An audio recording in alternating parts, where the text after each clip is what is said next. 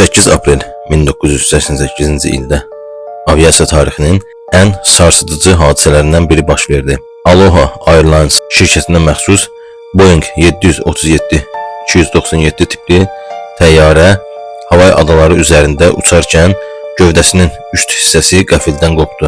Metal yorğunluğu səbəbindən yaranan bu struktur nasazlığı nəticəsində təyyarədə şiddətli təzyiq boşalması yaşandı.